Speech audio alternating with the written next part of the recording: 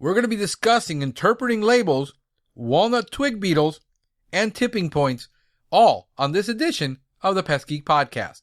Pull out your hose and grab your can. We're about to integrate another Pest Geek Podcast. Hi, everybody. Frank Hernandez here, and welcome to the Pest Geek Podcast, bringing you the latest information on pests, products, and politics from today's leading industry sources to help you start, manage, and grow your pest control business. Hey, welcome back to another edition of the Pest Geek Podcast. I am your host, Frank Hernandez.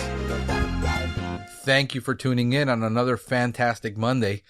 I hope you guys are just doing awesome, that you're having a blast, that you're getting things done and making a killing. So thank you. Thank you for tuning in another week of this podcast. I'm so grateful to be here, thankful. It's a sad day over the weekend here in Florida in a nightclub. There was a terrorist attack. And I'm sure you've heard it all over the news, but it hits us personally here because we're here in Miami and we think this will never happen to us. But it has, and now we have to look at what's going to be done to protect us anywhere in the country. It's no longer limited to giant big cities, but these individual attacks is going to affect us all.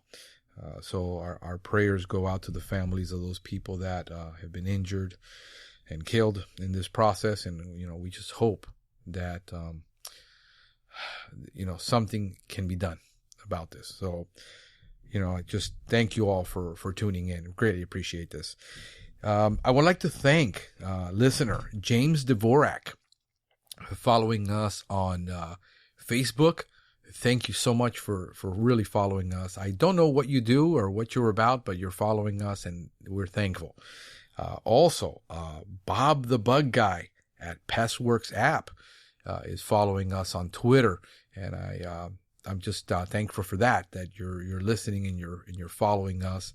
And you've heard the podcast, so thank you for that. Also, we've got a special shout out by Craig from Proactive Pest Services in Cedar Hill, Texas. Take a listen.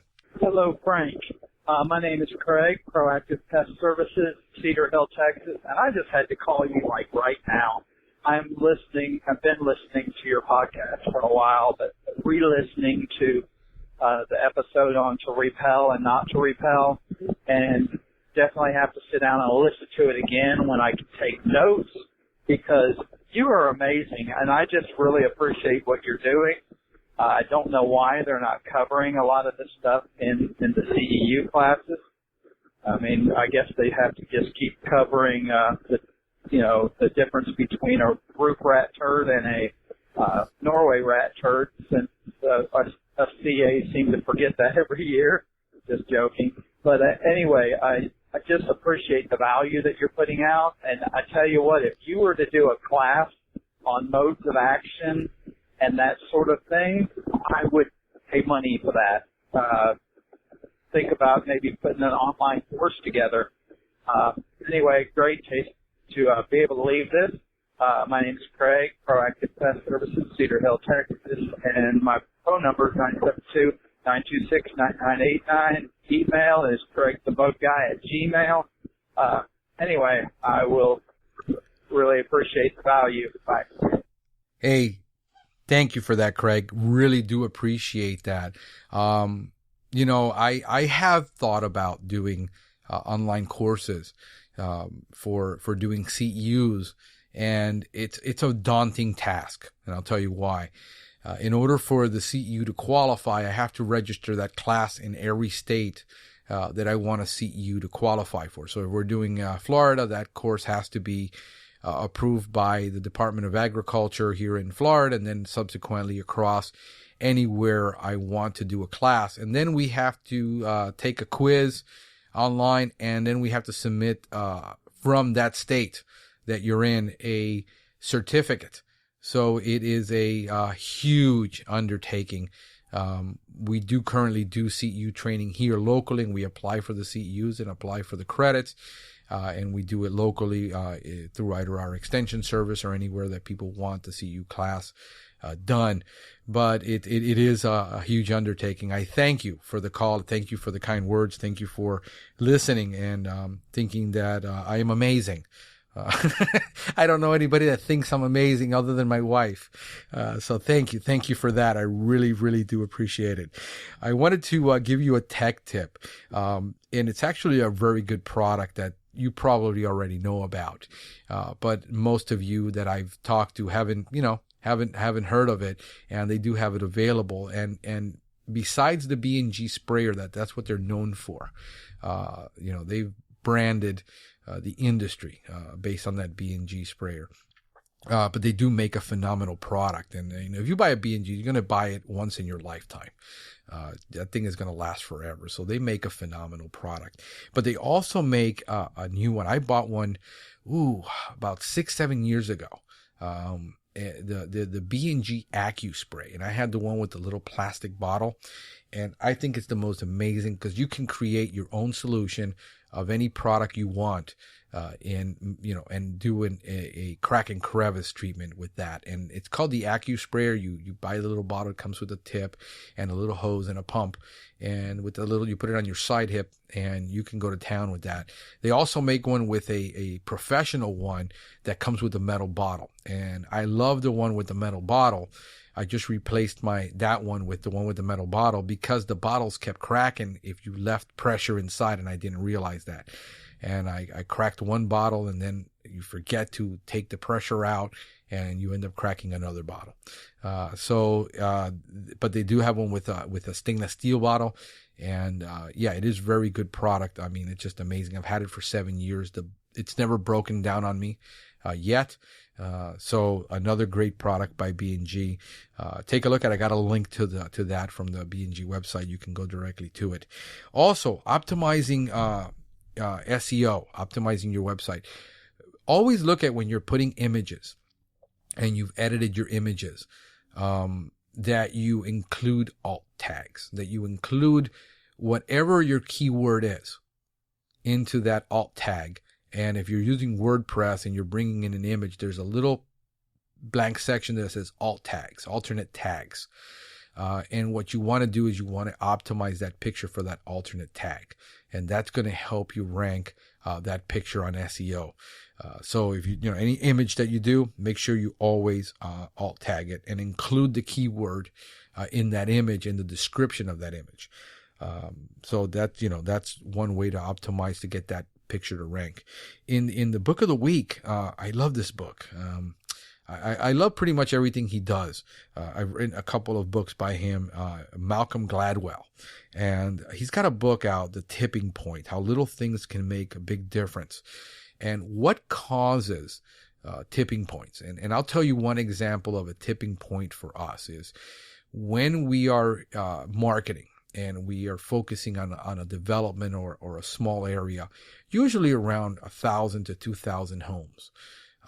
When we find out that we get an 18% market penetration, is as little as 180 homes in a small market, that makes a huge difference as far as who knows us. Everybody knows us, and it's much easier to pick up business and do more business if you focus on smaller areas. And that's one way the tipping point works, is when you get past an 18% market penetration. You can't do it everywhere, but you can do it in small places. That's the whole issue with franchising and understanding that more isn't better. A bigger territory isn't a better territory. In real estate, it's called farming. They understand this, that when you're selling, sold 10, 15, 20 homes in a specific little market, everyone knows you, and then things start to take off for you. So this is just a piece of that little book of what I got out of it for me. When I read books, I don't read books to grasp everything and apply everything. A lot of the things that I read about, inspire me. They cause me to think. And that's another thing about reading books and being exposed to books. I got exposed to this very, very early on in my sales career when I was like 16. That, you could, Zig Ziglar was one of those amazing guys that made a huge impact on my life, about getting a college education in my car. that if I just listened to a book, in those days it was books on tape. If I read a book, if I listened to a book, if I listened to anything and invested my time in things like that, that I would be much better at what I do. And a lot of the books cause me to reflect. They cause me to think. They cause me to get one brilliant idea that I can implement in my business. And if I can get one idea, you know how hard it is to get an idea, to get something to that you can work on that works. For 16 to 20 bucks, try to get an idea. That's what it costs you. And maybe an hour to 2 hours. Some of these books, are 8 hours long.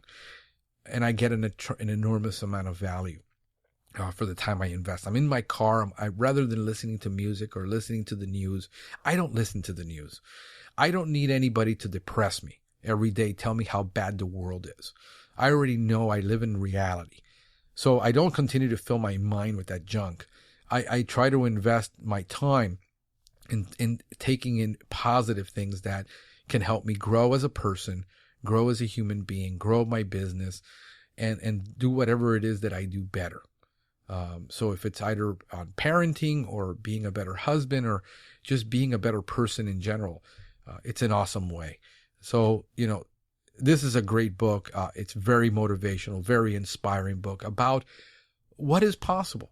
And thinking a lot of people have lost that spark and that desire for doing something new, doing something exciting. It's just become a routine of what they do and for a paycheck. And I think that is just the worst condition to be in. So, it's not about being pumped up and pumping sunshine up somebody's tailpipe. It's about genuinely being inspired by people. And I'm inspired by a lot of people. I meet some people in this business and that I'm really inspired by. And I just think it's a wonderful way to invest your time. If you haven't ever gotten a book or an audio book from Audible, you can do it with our free trial link, audibletrial.com/pestgeek. You can get a free book, get a free download, get a free trial for 30 days on us. And it greatly helps the podcast. And I hope it helps you even more. So thank you for that. In the pest alerts, there's a couple of pests that I wanted to bring your attention. One of them, they're both related. One of them is the walnut twig beetle. It's responsible for transmitting thousand canker disease, and it's attacking walnut trees from Tennessee all the way to California. So it's a big problem with black walnut and California native species, and also eastern black walnut. And if you got people with wooded lots and properties, they might have these black walnut trees on their property. This beetle this tiny little thing just goes in and burrows through, and then it carries the bacteria on its body and then spreads it to the tree, killing the tree. And we've had that experience here with a couple of customers who got the red bay ambrosia beetle with laurel wilt disease, and avocado trees got disseminated. And the problem is that the worst part of this is that people that don't know anything about the pest, don't know anything about this disease, and don't know anything about trees are destroying these trees, chopping them down, doing all kinds of things to them, and then when the tree does die, the worst part is that they, will cut the tree down and then haul it in the back of their truck all over town, spreading these beetles and the leaves and everything all over town, infecting even more trees. So there are protocols to dealing with this, and it's about destroying the tree on site, chipping it away and leaving it there, not transporting it, where you can create. And landscapers are doing this all over the place. I see it all the time.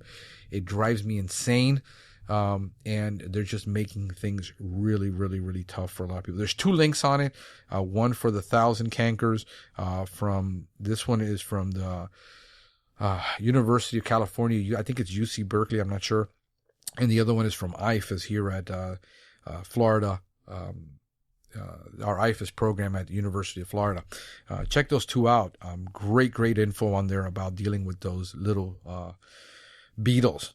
Also in the news, Potomac Pest Control puts out the PCT Top 100 15 Trends that Shaped the Industry. This is a pretty awesome article. I'm going to give you the highlights of it. And, it's 15 things. Number one was the amount of M&A volume soared. So the mergers and acquisition soared in 2015.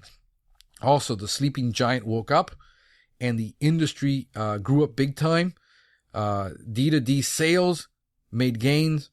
Outsiders arrived. The internet changed everything.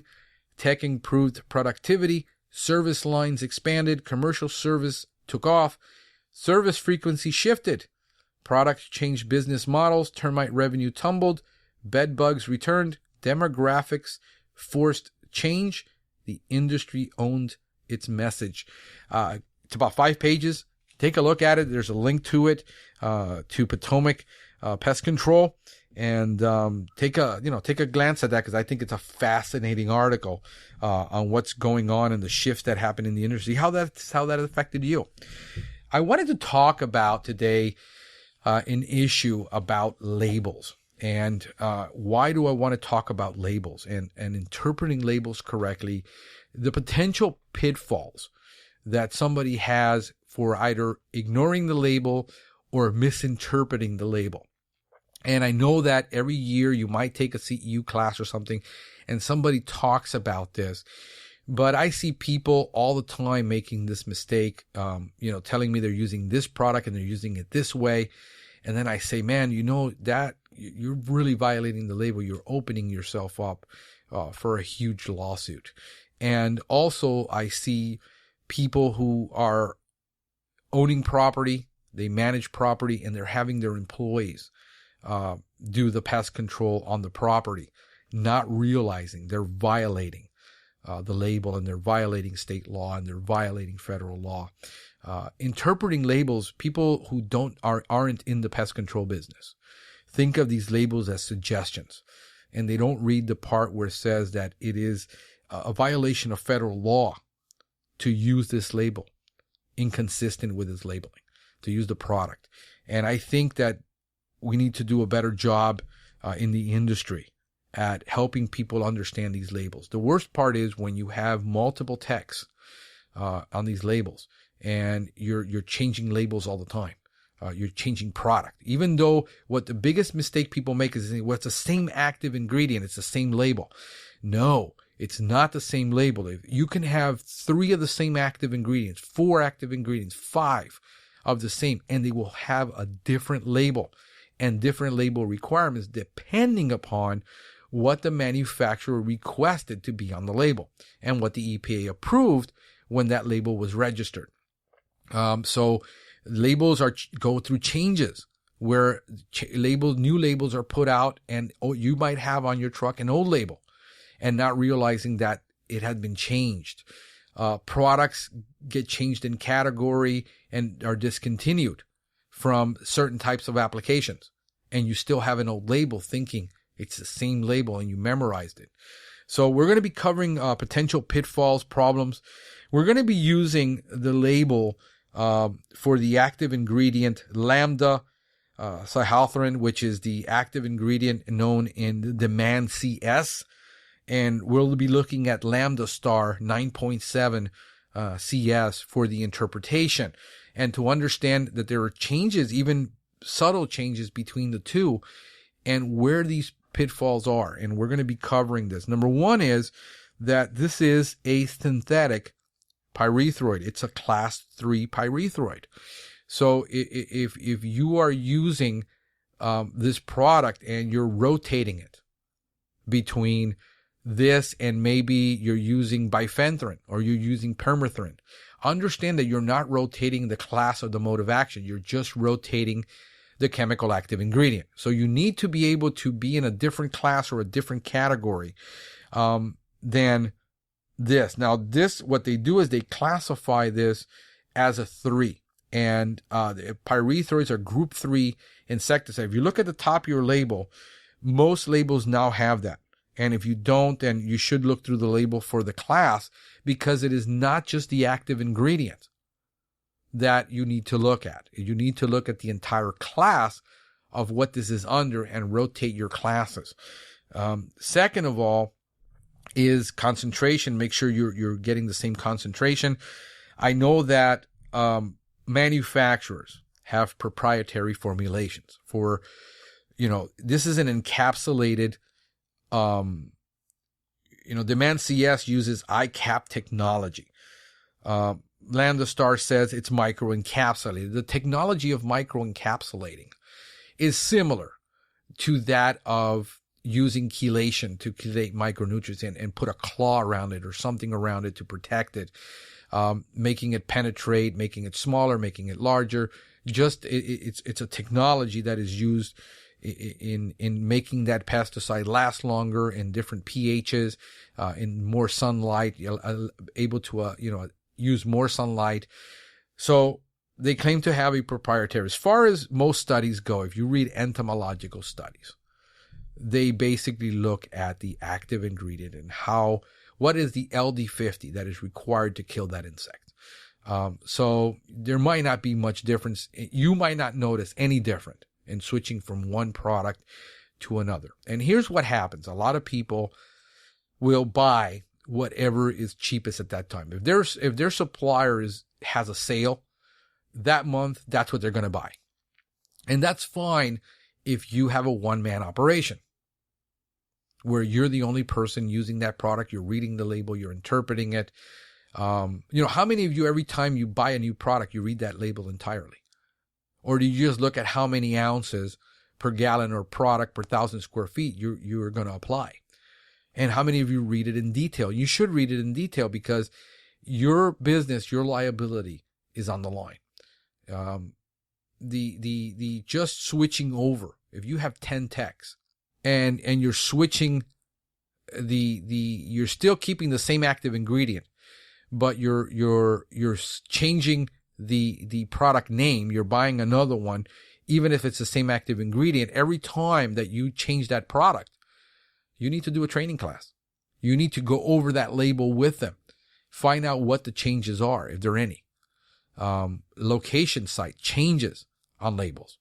Whether you're able to apply them in a landscape or whether it's just labeled for residential or commercial. The same label with the same active ingredient could be labeled just for structural, and then one for lawn. Then one that is available for lawn might not be available for golf courses. It might not be available to use on turf, athletic turf. You can use it on lawn, but you can't use it on turf. You can use it on lawn, ornamental, structural, but you can't use it in plants that are to be sold. That's a common problem. People get calls from nurseries and they go spray the nursery, even though it's the same active ingredient. You can't do it. The label won't allow it.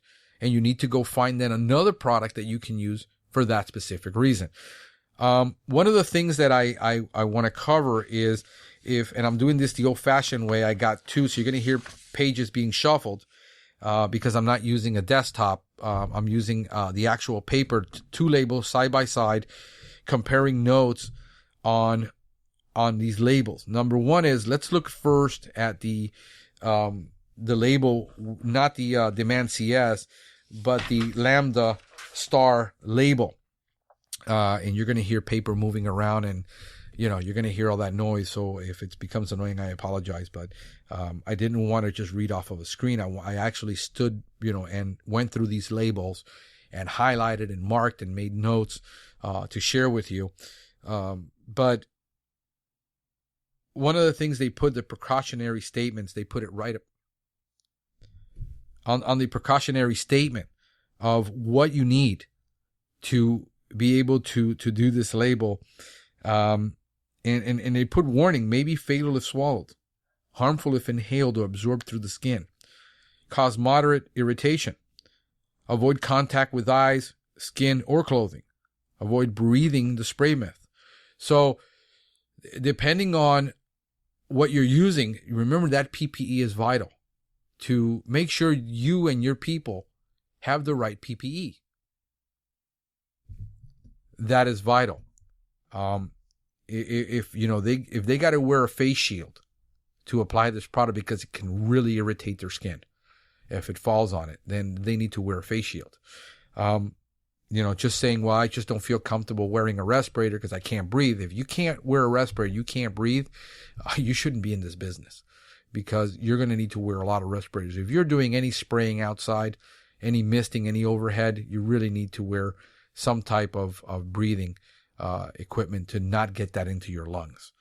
So one of the things that is on this label that is not on the Demand CS label is that there's a line in there that says,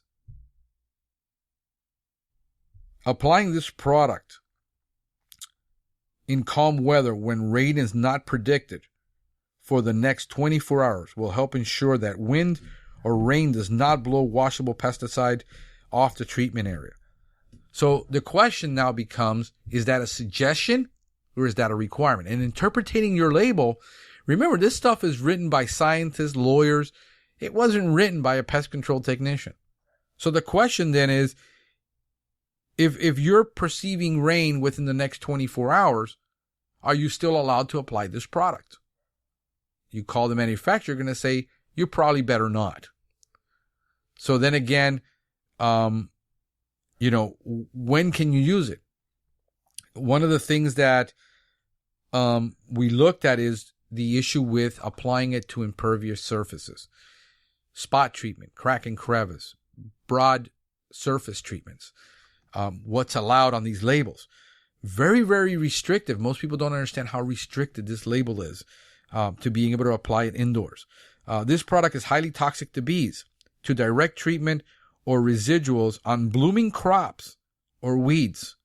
Do not apply this product or allow it to drift to blooming crops or weeds if bees are visiting the treatment area.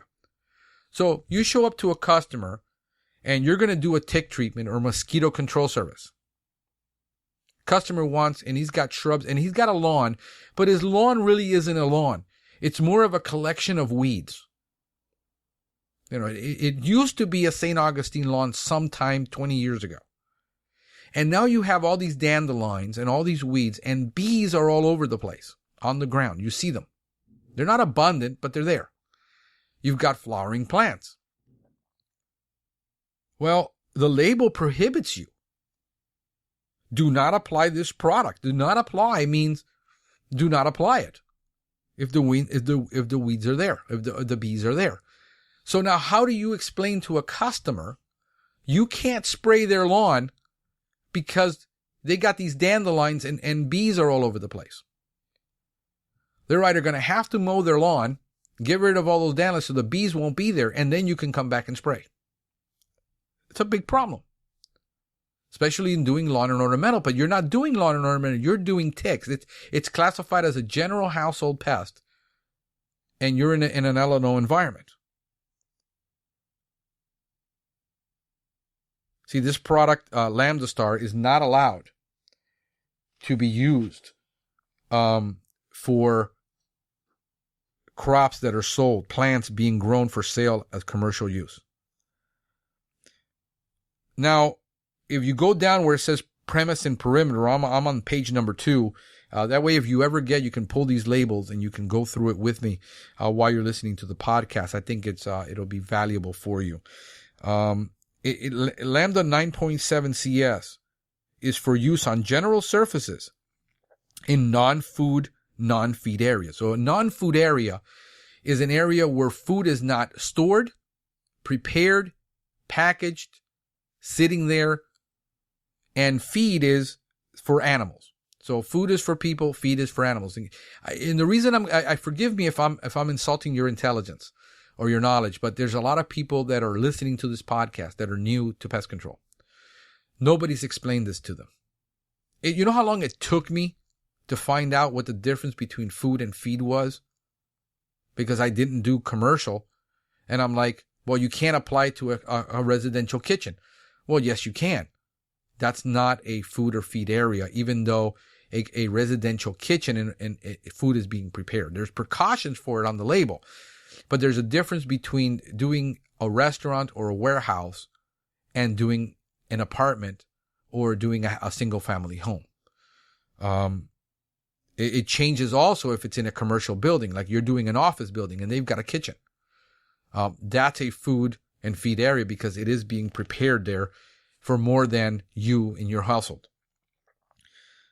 So it can be used in non-food areas. You can use it as a general surface area, but in non-food and feed areas, crack and crevice or spot treatment. All right, so now you see a crack and crevice, and you see a surface area, and you see spot. Okay, first thing is, well, what is a surface spray, and how much of the surface can you cover? Second of all, what is a spot? Because if you're doing L&O, for us doing L&O, a spot treatment is something that you find on your lawn that it's a large spot. The spot could be a 10 by 10 area in an acre. And that's a spot. And there's no restriction on how big of a spot is. If you have a broad spectrum, a broad spray that you can do on a lawn, you can apply it to the entire surface. A spot could be 10 feet wide. A spot could be 20 feet wide. But it's only one spot on an acre, and all you're going to do is treat that area, because there's no sense to make a broadcast application to the whole entire lawn when only the bacteria or the insect is in a specific spot. But when you're referring to spot spraying on an interior structure, the EPA has very, very specific guidelines on what a spot is. And a spot, according to the EPA, I got a link to this, it is a 2 square foot area. So then the question becomes, is it 2 feet squared or 2 square feet? I said, Frank, you're splitting hairs.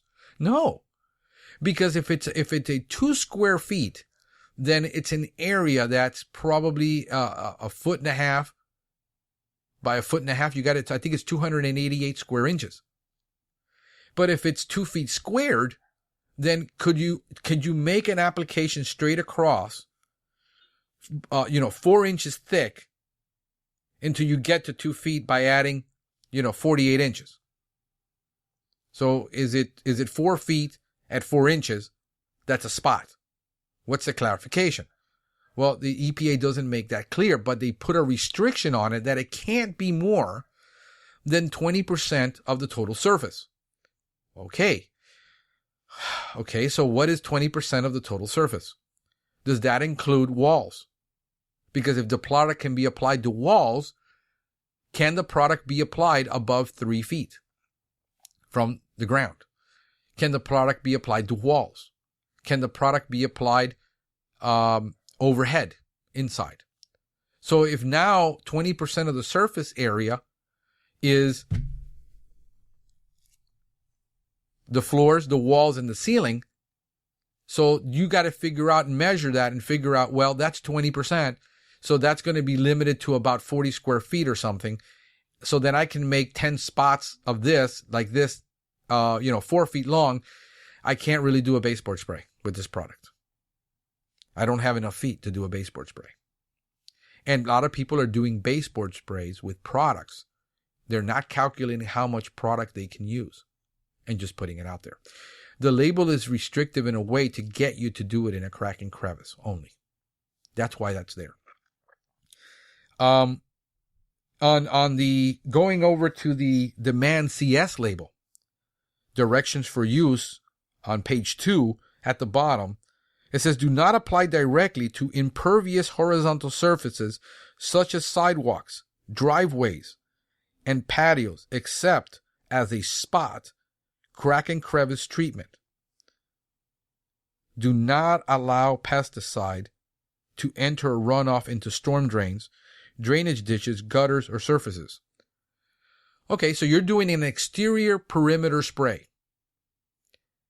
And you're doing it in a commercial property, a shopping center. Well, according to this label, you can't do a baseboard spray with demand CS, especially if it can drain. Now, what is in every center of every commercial building in the driveway? A drain. So you cannot apply it, because if it starts to rain and you're 20 feet from there, it's going to drain right in. And now, are you liable for if they want to check that water? You can't apply it. You got a driveway. You can't do a perimeter spray to a driveway with this product. And with a lot of products, people don't see how many labels they have. Look at all your labels and see how many you're allowed to do. a broadcast application around an entire property. I've got properties that have driveways, that have, pavers all around the entire property, a wraparound concrete porch. Well, you got to apply this to the lawn area as a perimeter. You can't just apply it to the surface. Makes no sense. You're saying, Frank, this is ridiculous. I don't get it. I can apply it to the lawn, but I can't apply it to the concrete where it can run down, because it'll run down into the street and down the street and into the water drainage. You see? So there's those restrictions on where you can apply it and how you can apply it. So now you get into how often can I apply it? That all depends. Are you inside or outside? Lambda Star says it cannot be reapplied at 21-day intervals. It can be applied at 21-day intervals if necessary. Demand CS says on the outside on a lawn or on a shrub, you can apply it on 7-day intervals. But we're going to look at the big difference in what that dosage is. Because if you are applying a perimeter treatment to the ground and you run up against a shrub at the dilution rate of 6 ml to 12 ml per gallon for perimeter treatment application, for crack and crevice, for the rate that you can do a maximum of 12 ml with Lambda Star, and you come across a shrub, and the shrub has scale, mealybug, aphids, and you see all these ants all over, and there's honeydew, and you want to spray that shrub to control those ants on there. You can't do it with that dosage you have in your B&G tank. You have to use the LNO dosage, which is way, way less. We're talking down to like 1.48 ml maximum per gallon. So you go from 12 ml down to like 1.48 to 0.044. That's the range. 0.044 to 0.148. Actually, it's less than that because you got 128 ounces to a gallon, and you're taking 148 ml and dividing it by 128 ounces of water. You literally have to walk around with a syringe if you're going to use a B&G to do shrub spray or a backpack, and to be able to do that little property. Because if not, you got to fill up your tank and then just to spray those shrubs with a formulation. The formulation for lawn is totally different than the formulation for shrubs and for interior perimeter. So, how much are you allowed to use? Well, that's going to depend. It says for outdoor use on Demand CS, for outdoor use, it cannot exceed the 3% solution, 0.03% solution. Indoors, you can use a 0.06% for a cleanup, but not outdoors. Not for that. You cannot exceed that label rate. The other thing that we're looking at let's see here. All right, so we get to page 5 in the Lambda Star application, and it says application within food handling establishments. So now you want to use it in a food handling. And you got to classify what food handling is. Well, it does classify it for you. Places other than private residences in which exposed food is held, processed, prepared, served, but not including to receiving and storage, packaging, canning, bottling, wrapping, boxing, preparing foods, edible waste storage, and then enclosed processing systems like mills, dairies, and edible oils and things like that.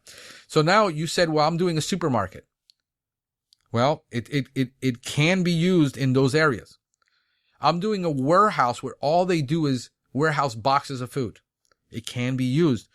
But now that's a food area because it's being held or processed or stored. And it's treated the same way as a restaurant is treated. The only thing you can do is crack, crevice, and spot. That's it. That's all you can do with that product. And again, it's 20% of the treated. So now you got to determine what 20% of the treated surface is. In facilities where food is served, such as dining rooms, apply as crack and crevice or spot treatment to selective surfaces such as baseboards, under elements of construction, into crack and crevice. Avoid treating surfaces likely to be contacted by food. So here's the thing. A surface contacted by food. How do you determine that? Well, you're thinking of a tabletop. No. If you're in a restaurant and you've got a stainless steel shelf, which every restaurant has in its kitchen, and it's got a lower and upper shelf, one for top and one for storing stuff underneath. And you go to the bottom of that, it's usually a foot off the ground, and you spray, and you do a baseboard spray. And that splashes up into one of those pots, one of those pans, or one of those surfaces where one of those pots and one of those pans are going to come in contact with it. It can be contaminating the food. You see, so now you've got a huge thing to look at on your hands, whether if you apply that underneath and it splashes up, or the fume comes up, or a vapor comes up, or anything, you put it next to a heating area where you got volatilization. Can it get on a surface and contaminate the food? This sounds ridiculous, but think about it. Now, it says you cannot apply it when the facility is in operation. In other words, the owner calls you from a restaurant and says, Frank, I found, a roach in my kitchen. Well, bottom line is, I can't come over now. I'm going to have to wait till you're closed. There's nothing I can do for you. I'm not applying a product when your business is in operation. So now that's what you're looking at. So there's a difference between a surface spray indoor and a surface spray outdoors. And believe it or not, nobody's ever explained this to me. I've gone to CEU class after CEU class. And it's assumed that you know this. It's assumed that this is something you're supposed to know by interpreting your label. No workshops are given on this. I haven't seen one yet. I've seen about people talking about their label and label rates and how much they can conserve and how much you can use compared to this other label, but never about this. So now there's an issue of, well, let's say you get a call from a veterinary clinic, or you get a call from a dog shelter. Can you apply it? Well, yes, you can. And there's limits. First of all, you got to remove the animals from that area. You got to wait till the product dries to be able to put the animals back in. As a matter of fact, there's a funky little part on this label that says, if you apply this indoor, you have to ensure that it's dry before somebody can come in contact with it. In other words, if you have you did a baseboard spray in the house, you got to ensure that is dry before you lay the dog back in. It doesn't say don't inform the customer to not allow the dog back in until it's dry. No, it says to ensure. It's on you if you let the person back in. See, what people don't realize is that we have a lot more power than most people think by enforcing this. We are responsible for protecting people's health. And if that includes that person cannot re-enter their house for 4 hours because the label says, guess what? You either say, Mr. Customer, this is what we have to do, and you have to stay out of your house for this period of time. If you do not, I cannot perform this service. When I was a certified pool operator, we had the authority to shut down a commercial pool. Most people would never think of it, of shutting down a commercial pool and saying to the owner of that pool, you cannot reopen that pool. You had feces floating in that pool from a little kid's diaper. I have to shock that pool, and I got to shut that pool down for X amount of time and you're not allowed to reopen that pool. And most people think you wouldn't tell that to an owner, they would fire you. I said, that's fine. They can fire me, but that's my responsibility by carrying this license. We are responsible not to tell the customer to tell us how the pest control service is going to be performed. We are responsible for telling the customer how that service will be performed according to label directions. People all the time tell me, no, I want you to come in and spray my restaurant. I says, you have no idea what you're asking me to do. No, my last guy does it. Everybody's done it. What are they applying? They spray down the entire restaurant, baseboard spray, everything. And I said, that's crazy. Why would you do that? Don't you have any concern for your clients? Don't you have any concern for the people that are eating here? No, the concern is I don't want to pay what it really costs to do this right. I just want somebody to come in here spray so I can have a report that says I did pest control. So when the inspector comes, he doesn't get on my case. I've had people offer me just to pay me, just write me the report. Don't spray anything. Just write the report. So that way I can tell the inspector that I did the pest control service. I've had people offer me that. I mean, it's nuts, the stuff that goes on out there. In the restrictions area, there's an area down there on page 6.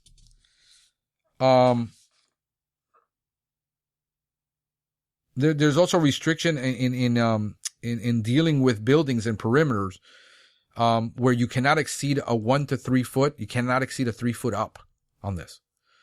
2 to 6 feet out. So you got basically a 9 foot perimeter that you can do. 3 foot up maximum, 6 foot out maximum.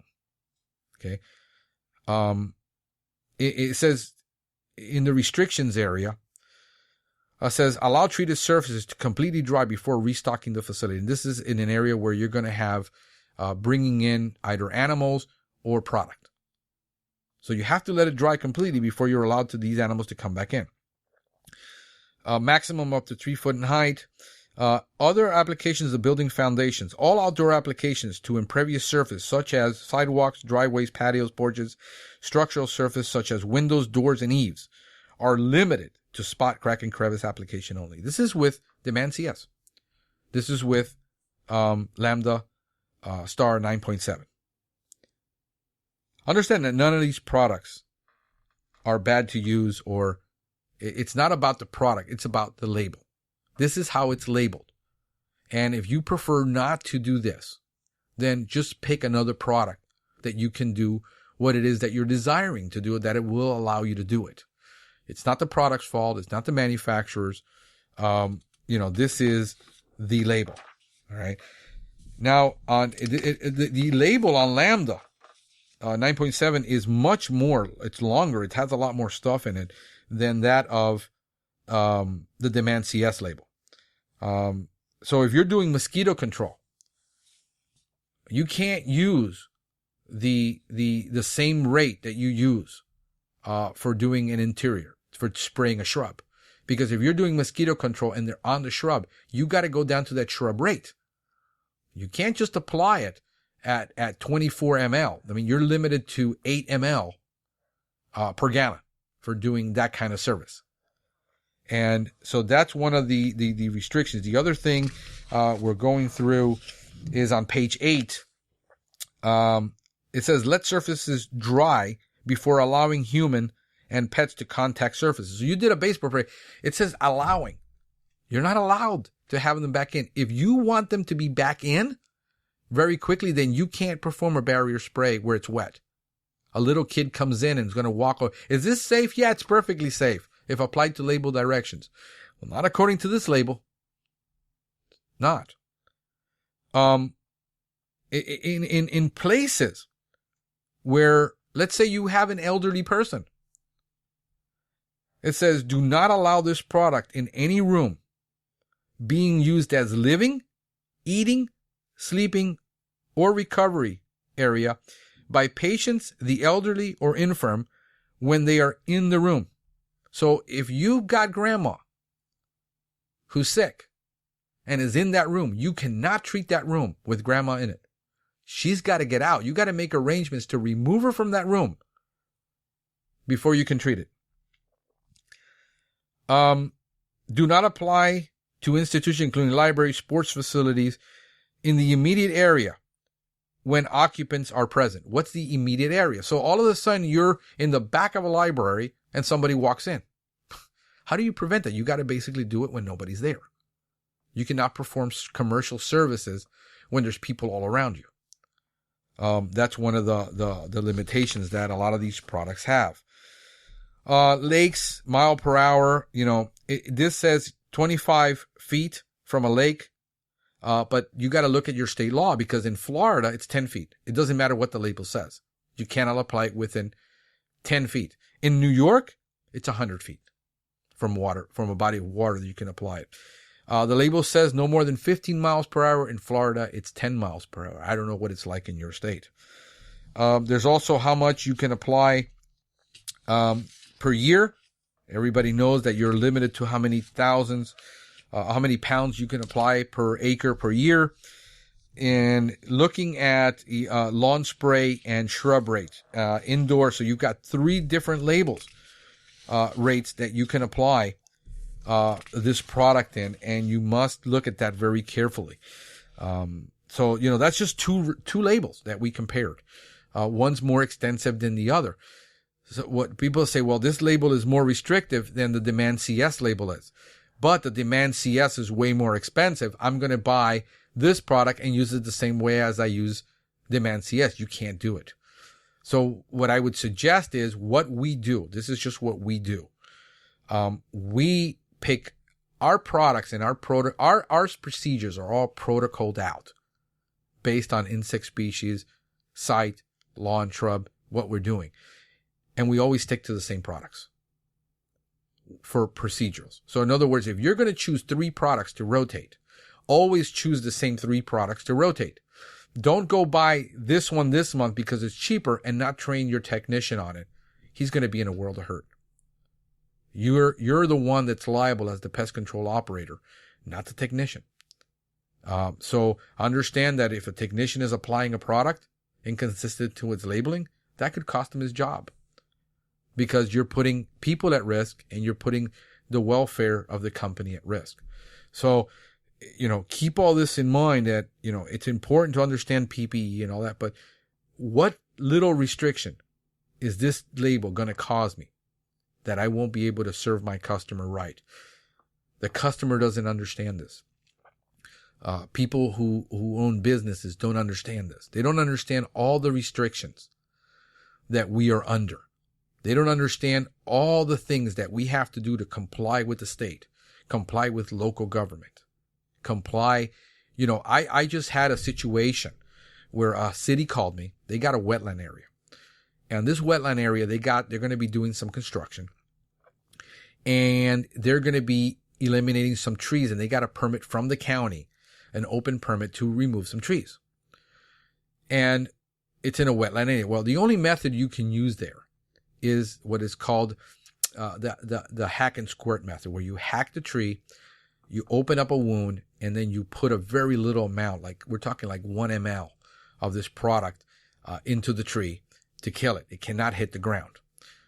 Well, I crossed my T's and dotted my I's. I called the state. Yep, it can be done. Your L&O license allows you to do it. It's really more of a county thing, but if the county approved it and it's in a wetland area, you can do it.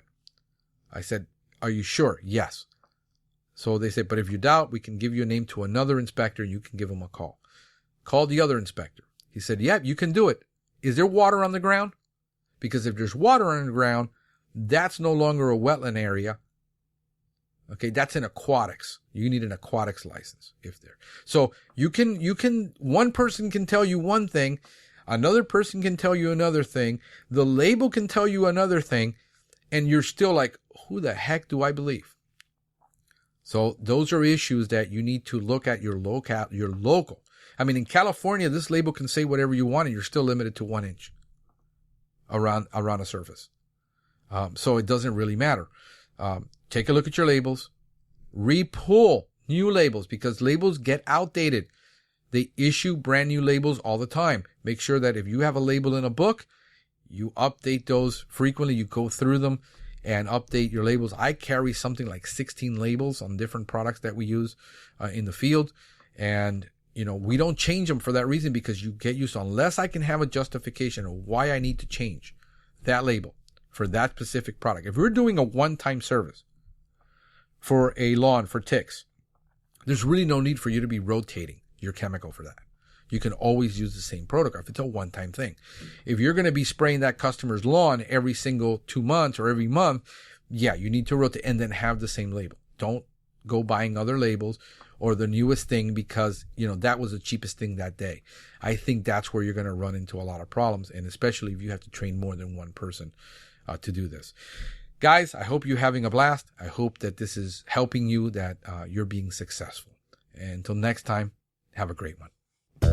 Thank you for listening to the Pest Geek Podcast. If you have enjoyed the Pest Geek Podcast, please give us a rating, write a review, or subscribe to the channel.